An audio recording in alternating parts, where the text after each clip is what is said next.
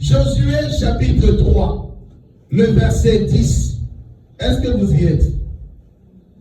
Josué, écoutez la réalité suivante.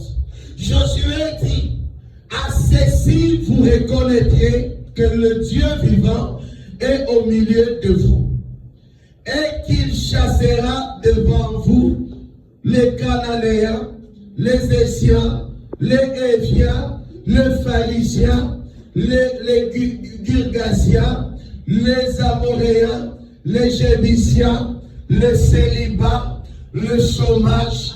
Vous reconnaîtrez que l'Éternel chassera au milieu de vous. Dieu chassera les maladies, les complications. L'Éternel chassera. Ça, c'est la prophétie. L'Éternel chassera. Dites-moi encore, qu'est-ce que je vais chasser? Le combat. Ceux qui te combattent, Dieu le chassera. Mais attendez, selon cette révélation, ça voulait dire bats-toi.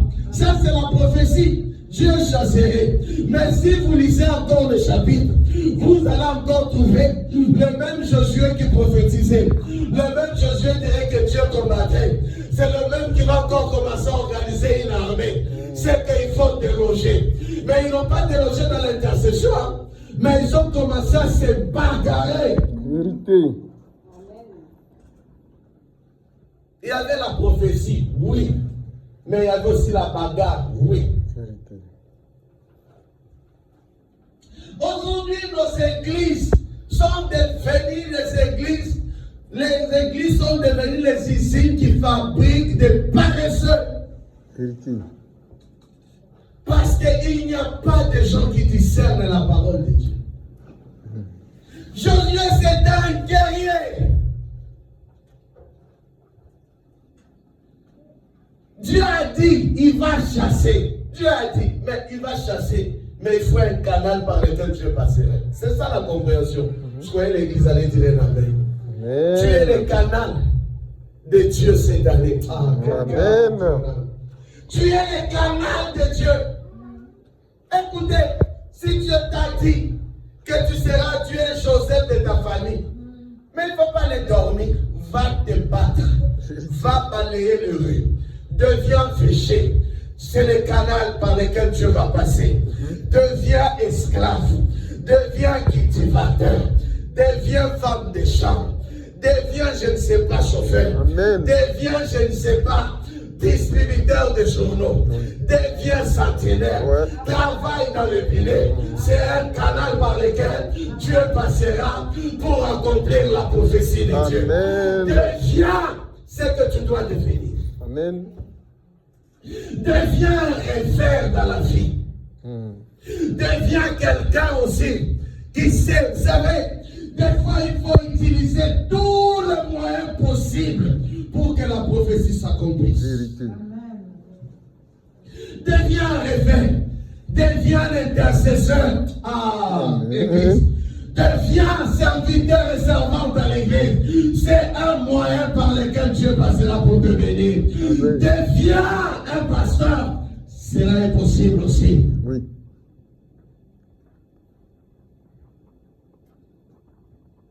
C'est Dieu qui a dit que les pays où coule le lait et le miel. Ils croyaient qu'ils vont trouver des vaches gratuites. Depuis que vous êtes en Europe, ici, qui a déjà trouvé une vache gratuite comme ça? Tu peux aller puiser du lait là-bas. Il faut le supermarché. Il faut le supermarché pour trouver. Maman Sabine, tu as déjà trouvé une vache gratuite là? Ou au supermarché, on met rayon gratuit de lait. Qui a déjà trouvé ici? Pas encore. Pas encore. Tu es à la recherche de ça.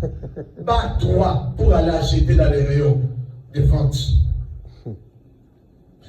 Attention, l'église, vous négligez l'église. Quand vous avez des problèmes, c'est l'église.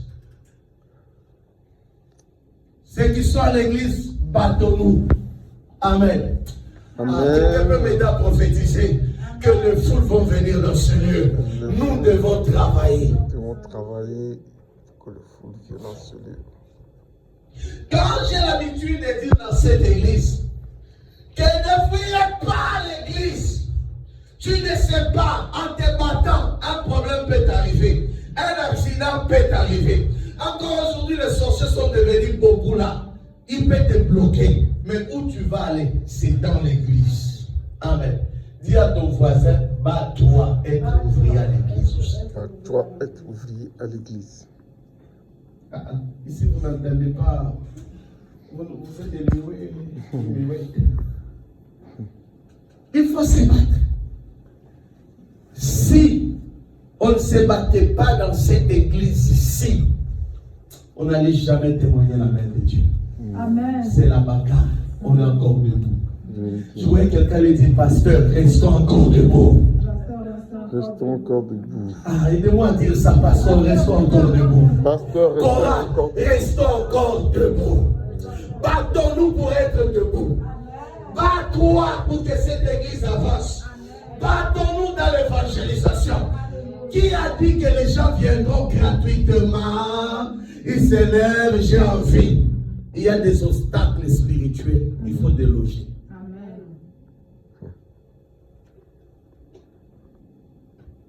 Amen. Vous ne voulez pas dire un amen? Amen. Bats-toi. Je viens dire à quelqu'un, selon cette révélation que j'ai reçue, que bats-toi pour que certaines portes s'ouvrent. Ça ne s'ouvrira pas facilement. Regardez pour avoir un papier à l'Occident. C'est facile. Dites-moi non. Tu as beaucoup déjà reçu. Donc si tu veux passer par là, c'est facile. Avoir un papier, c'est facile. Répondez non. C'est la bagarre, non? En tout cas. Vous allez voir dans certaines maisons des dossiers de cadeaux remplis. Ils ont écrit au tribunal, ils ont écrit au préfet, ils ont écrit à l'assistance sociale, ils ont écrit. C'est la bagarre, non? Hein, mon frère? J'ai dit vrai ou faux? Ah, mon frère, je confirme. Ah! Bats-toi! Bats-toi! J'aimerais dire à quelqu'un, c'est encore possible cette année qu'une porte s'ouvre, mais à condition il faut se battre. Et le monde dit, qui ne risque rien n'a rien. J'ai mal parlé, vous ne voulez pas dire un amen? Amen. Il faut prendre des risques. J'ai compris que ce monde fonctionne avec des risques. Celui qui avait, c'est Clément Ader, non? Qui avait fabriqué le premier avion, non? C'est Clément Ader ou qui est de moi? Vous allez voir que le premier avion avait tué des gens, non? Aujourd'hui, on peut entrer dans les avions tranquillement, mais ceux-là qui avaient les inventeurs de ça, ils ont péri avec ça. C'est juste un mètre, ils sont tombés, je ne sais pas, dans un trou fini. Mais la vision est restée très élaborée. Absolument. Les gens se sont combattus. Vous savez, le plus grand problème qu'il y a aujourd'hui dans la vie, on ne sait pas faire la continuité de la vision de l'autre. Tout le monde est sorcier, même dans les églises. Quand quelqu'un commence à dire, on verra comment ça va finir. Oh, j'aimerais qu'en 2026, on verra comment est-ce que je peux prendre cette vision continue avec ça. Amen. Vous ne voulez pas dire un amen? Amen. Bats-toi. Quand Dieu te promet des millions, mais tu verras une grosse pauvreté qui va se présenter devant toi. Je vais vous dire une réalité spirituelle. Entre ce que Dieu dit et ce qui s'est fait là, c'est contrairement différent. Hein? Entre ce que Dieu nous a promis et ce qu'on traverse dans la vie. C'est ça, non? Absolument. Quand Dieu t'a dit, tu vivras du miel. Israël n'a pas vécu le miel. Ils n'ont pas trouvé des tonneaux de miel à Cana. Ils n'ont pas trouvé une prairie remplie ou des fermes remplies de vaches gratuitement. Donc, vous devez vous battre. Vous devez aller acheter vos vaches à vous. Vous devez attendre la production. C'est comme ça que Dieu va travailler. Ah, quand je me suis réveillé, je dis Seigneur, l'église maison de rouleau béni ce matin. Amen. 2026, c'est bats-toi. Bats-toi. Que nos enfants se battent dans les études. Battez-vous, bien-aimés. Dieu ne travaille pas avec la facilité. Bats-toi. Bats-toi et je prophétise que ton histoire changera un jour. Ah, quelqu'un l'a dit, pasteur, bats-toi dans le ministère. Ton ministère changera. Battons-nous cet après-midi. Il n'y a rien qui est facile. Moi, mon fils, si je ne te demande pas de me répondre à quelle heure tu te lèves pour aller au travail, n'est-ce pas quasiment à la mi-milieu de la nuit? C'est une façon de se battre, non?